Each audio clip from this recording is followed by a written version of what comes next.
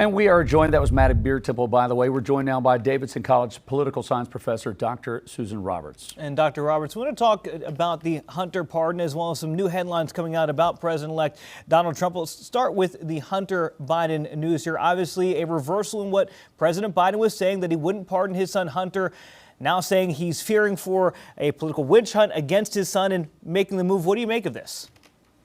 Well, I think, as your report earlier was saying, this is a pardon that is vague, it is broad, and he brought in a little, brevity would have been a better way to cast this in terms of saying it was partisan and political. Of course, pardons are partisan and political, but he injected that, as a father, I would. And I think it's well within his powers, but it's very unfortunate. And I do believe it erodes trust in our institutions and in our presidents.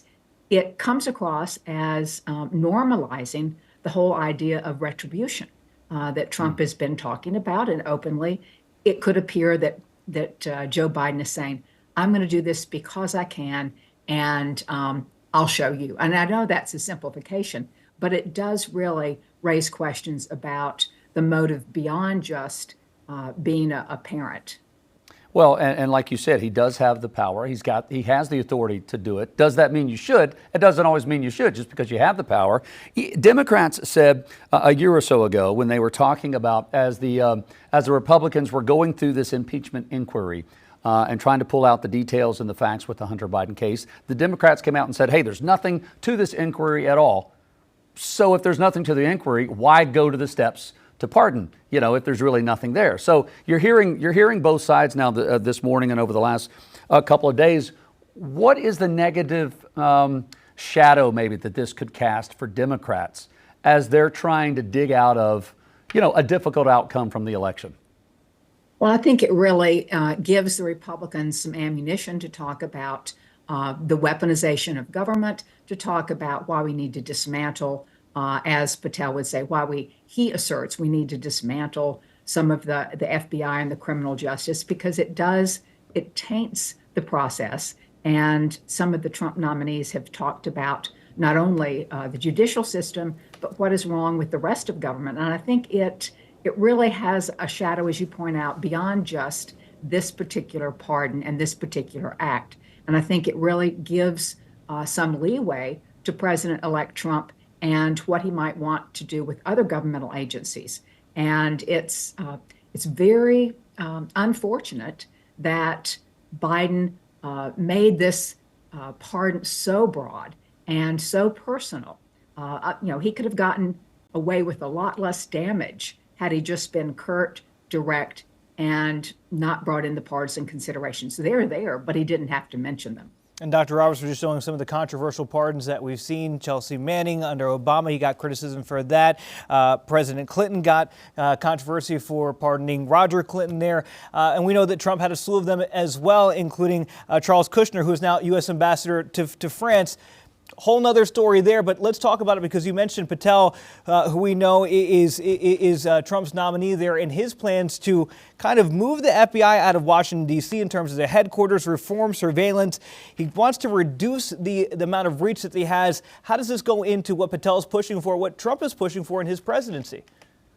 I think it plays into the hands of those that really want to take not just a long, hard look, but at the criminal justice system and the role of the FBI, but it gives them ammunition to say there are things that are corrupt going on. The American people are not going to look back and at the Clintons and Chelsea Manning. They're going to look at this, and they're going to look at the fact that people say that this is going to open the door for President Trump to give a broad pardon to those convicted of the January 6th attack on the Capitol. And so it will have ramifications beyond just the reputation of Joe Biden, his legacy. And I think people have said his long record of public service, and it looks as if he's going back on his word, because he did say never say never, if you want. And he did say he would never.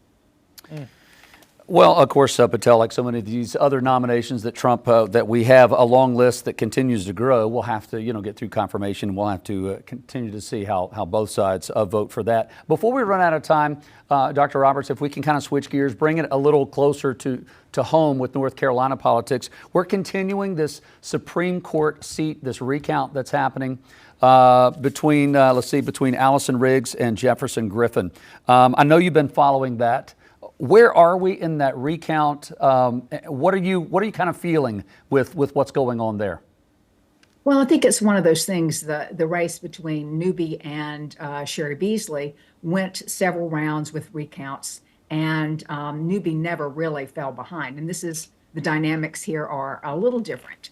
But I think it's something that have we normalized these sorts of things in our politics? Have we talked about the legitimacy of institutions? And today, I think at 9:30, the Board of Elections is going to look and say which counties, how are we going to do this? And in the broader scheme, these hand counts are costly, they further delays, and they're very complicated for the American public and for North Carolinians to talk about in terms of kind of what does a hand recount mean. I think it's going to perhaps decide in favor of Allison Riggs, but you never know because there was a lead, and this just wasn't one of those things that it was a delay coming in and the mail-in ballots. There've been all sorts of accusations of fraud, and not to mention that Riggs' parents are part of that. Their votes are part of the ones that are in question.